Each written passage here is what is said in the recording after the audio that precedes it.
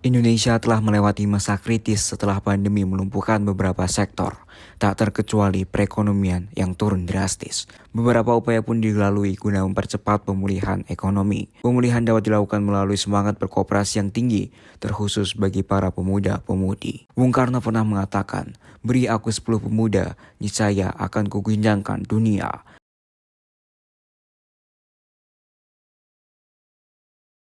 Teman-teman, kira-kira bagaimana ya potensi koperasi dalam membangun dan mengembangkan perekonomian Indonesia? Aku tahu, sini aku jelasin. Potensi koperasi memiliki pengaruh besar untuk membangun dan mengembangkan perekonomian Indonesia, ditambah adanya gelaran G20 yang harus mampu menjadi kesempatan besar koperasi berkolaborasi dengan UMKM untuk unjuk gigi. Sejalan dengan itu, Kementerian Koperasi dan UKM, Kemenkop UKM, berkomitmen untuk menjadikan momentum presidensi G20 Indonesia sebagai ajang promosi produk koperasi dan usaha mikro kecil dan menengah. Salah satu yang ditempuh oleh Kemenkop UKM melalui Smesco Indonesia adalah dengan menggelar side event G20, yakni Telkomsel Pasar Nusa Dua sebagai gelaran pertama promosi produk UMKM unggulan Indonesia, dan pengoptimalan gelaran besar G20 ini akan terus berlangsung sampai dengan KTT G20 yang akan berlangsung pada November 2022. Kira-kira begitu penjelasan menurut pendapatku. Namun sayang, peran pemuda di Indonesia, khususnya di Kabupaten Sukoharjo, rendah. Bisa kami jelaskan untuk saat ini, koperasi pemuda yang ada di Kabupaten Sukoharjo itu baru ada 2, Mas. Yaitu koperasi mahasiswa Mahayuning Bawono dari UIN Raden Mas Said Surakarta dan koperasi mahasiswa Universitas Muhammadiyah Surakarta. Tantangan berkoperasi pada kelompok milenial atau pemuda seperti kebanyakan bidang-bidang yang lainnya, Mas, yaitu mengikuti tren yang ada, bahwa sebagian besar pemuda ini suka mengikuti hal-hal yang bersifat digital saat ini ya, sebagai pilihan utama dalam kehidupan, dalam banyak faktor kehidupan kita semua karena musimnya digital. Jadi termasuk dalam hal koperasi, saya kira akan menjadi menarik ketika koperasi yang didirikan oleh para pemuda milenial ini berbasis digital. Jadi tantangan bagi koperasi adalah bagaimana menjadikan koperasi ini menjadi sesuatu hal yang menarik bagi para pemuda. Khususnya di Kabupaten Sukoharjo, Mas, kebetulan dinas kami yang membidangi koperasi yaitu Disdakop, Dinas Perdagangan, Koperasi dan UKM Kabupaten Sukoharjo. Dalam pembinaan koperasi, kami aktif rutin menyelenggarakan kegiatan, Mas, yang sifatnya itu baik pelatihan ataupun fintech dan juga sosialisasi peraturan-peraturan di bidang perkoperasian kepada semua gerakan koperasi yang ada di Kabupaten Sukoharjo. Sudah saatnya muda-mudi Kabupaten Sukoharjo untuk terlibat langsung dalam perkoperasian, terlebih Kabupaten Sukoharjo yang terkenal dengan budayanya juga memiliki lebih dari 10 perguruan tinggi. Banyak sekali hal yang dapat dioptimalkan dari kebudayaan Kabupaten Sukoharjo, khususnya guna menopang perekonomian. Pendekatan melalui pendidikan pun juga dapat ditempuh seperti pendirian koperasi-koperasi mahasiswa. Jadi HIPMI bekerja sama dengan stakeholder yang berdampingan dengan pemerintah. Kemudian kita juga bekerja sama dengan UMKM yang ada di Sukoharjo. Jadi kita mengangkat kearifan lokal yang ada di Kabupaten Sukoharjo. Jadi kita menggandeng para UMKM di Kabupaten Sukoharjo untuk menaikkan omsetnya. Jadi kemarin untuk pasca pandemi banyak sekali beberapa usaha itu down atau close. Nah, di situ kita istilahnya memberikan pendampingan kepada para UMKM itu untuk bangkit kembali. Jadi banyak untuk online shop, kemudian yang belum jualan menjadi berjualan dan seterusnya. Jadi itu mengangkat kearifan lokal. Dan ada beberapa event yang kita selenggarakan, misalkan Sukoharjo Economic Creative Expo yang ada di Hartono Mall, kemudian ada G20 Sukoharjo Fair yang ada di Depak. Potensi di Kabupaten Sukoharjo sangat luar biasa sekali. Jadi ada jamu.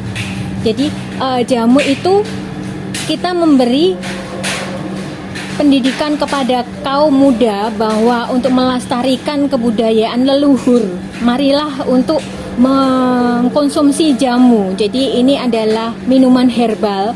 Kemudian ada gamelan. Nah, gamelan dan ada wayang. Itu diproduksi di Kabupaten Sukoharjo.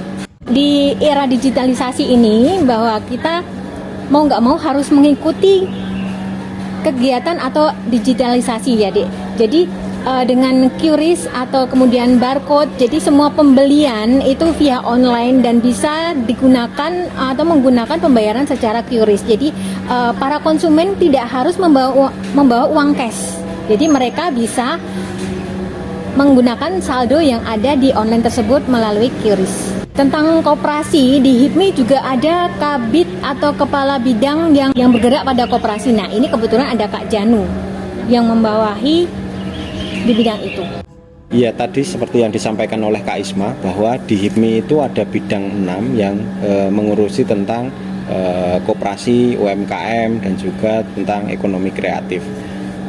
Harapan kami ya atau pandangan kami tentang koperasi mahasiswa khususnya yang ada di UIN Surakarta ini, semoga nanti ke depan kita bisa bekerja sama khususnya dalam membangun entrepreneur muda dan juga mengangkat budaya maupun potensi lokal yang ada di Kabupaten Sukoharjo ini untuk kita kembangkan bersama-sama. Peluang kerjasama antara Kopma, UIN Surakarta maupun HIPMI itu sangat terbuka luas bagi HIPMI ya, khususnya karena kami juga menjalin kerjasama dengan stakeholder, dengan lembaga-lembaga maupun dengan perguruan tinggi yang ada di khususnya Kabupaten Sukoharjo.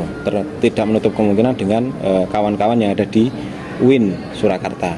Nah, harapan kami kita bisa bekerja sama nanti untuk tindak lanjutnya bagaimana, itemnya apa aja yang bisa kita garap bersama khususnya untuk mengangkat potensi yang ada di Sukoharjo untuk pemulihan ekonomi nasional, menjaga ketahanan pangan, untuk mengangkat isu-isu itu tadi secara khusus nanti bisa menghubungi kawan-kawan admin yang ada di HIPMI Sukoharjo, bisa via Instagram atau WA langsung kepada pengurus yang ada di HIPMI Sukoharjo.